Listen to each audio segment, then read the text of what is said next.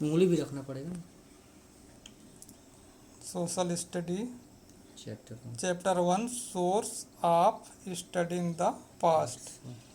इसका मतलब हुआ हम जो है तो इतिहास जानने के उन सोर्सों के बारे में अध्ययन करेंगे जो पास्ट में की घटनाओं को बताते हैं। Source of past. भूतकाल की घटनाओं।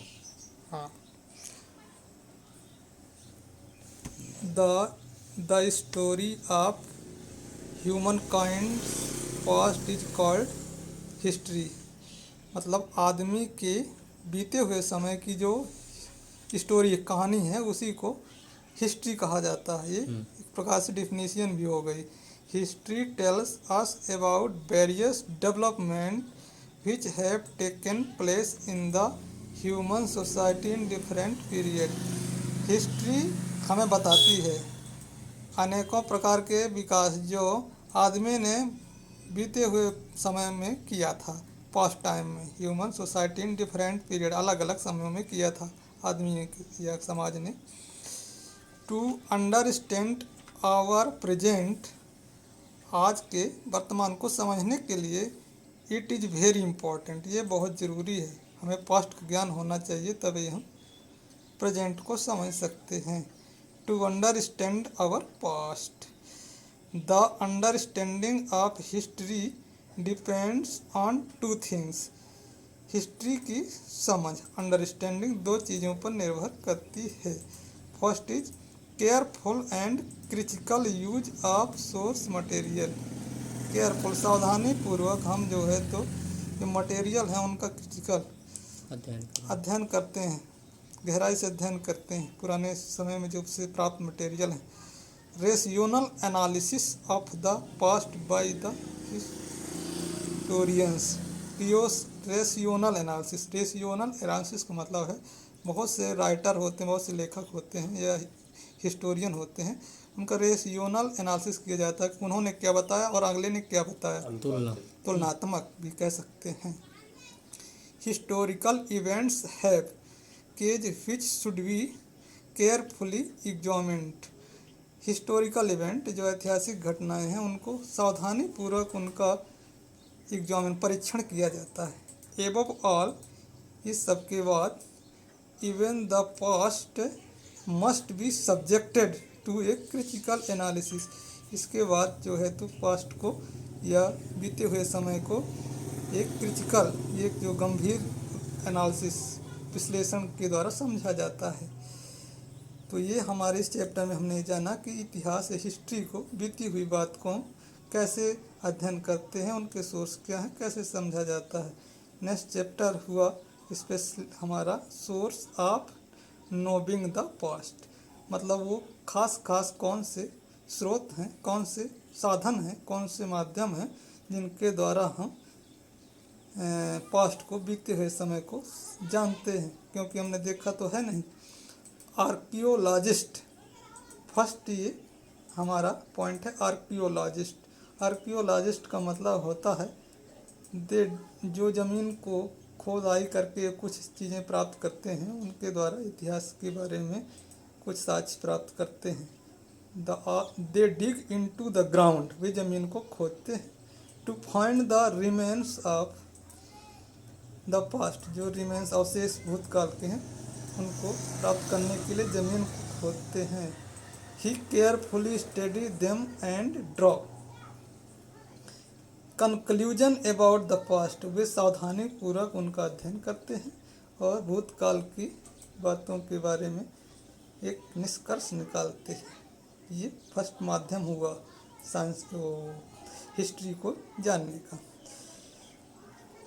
इसके बाद नेक्स्ट है archaeological sites from where historical remains are obtained are called archaeological sites.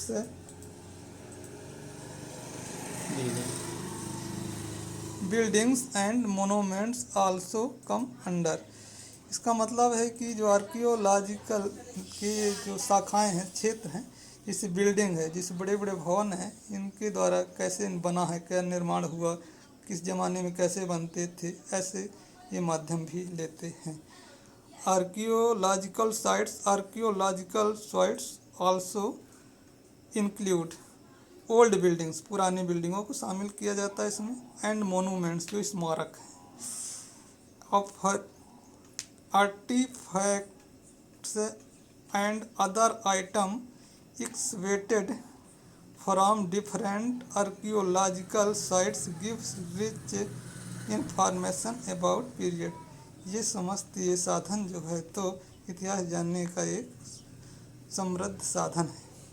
Monument special हम जानेंगे कि मोनूमेंट क्या है। मोनूमेंट में स्मारक होता है, किसी की याद में कुछ निर्माण जो कराया जाता है। The ruins of N ancient monument provide important information about the level of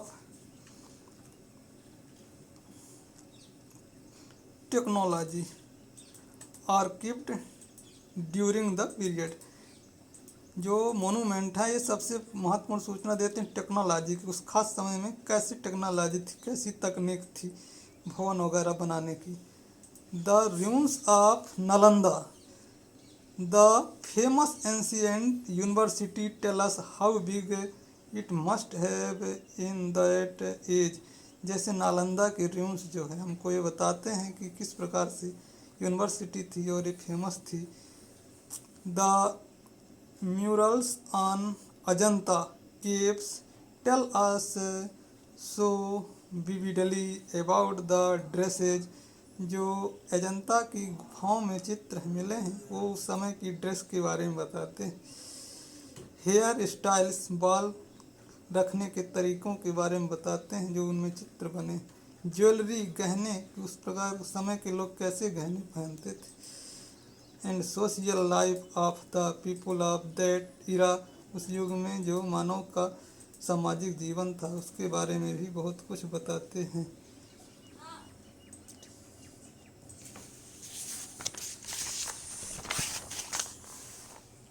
Pottery, the next point is pottery। Pottery is also important point for knowing history।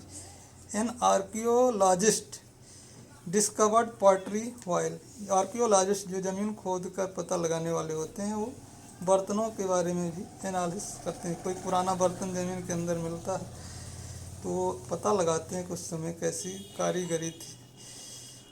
After studying pottery carefully he will tell us about the past. Pottery का अध्ययन करने के बारे में, past के बारे में हमें बताते हैं। The period in which it was made and the people who made it. उस समय कैसा पीरियड था, कैसे लोग बर्तनों को यूज करते थे, इससे पता चल जाता है।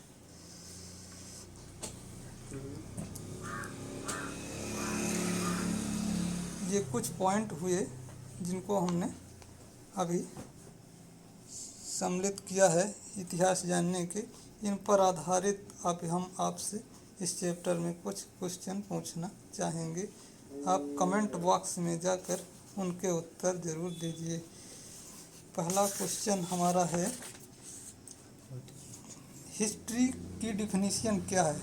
Question, what is definition of history.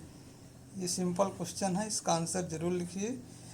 दूसरा क्वेश्चन है, give the two source of knowing history. इतिहास जानने के दो सोर्स बताइए। थर्ड है,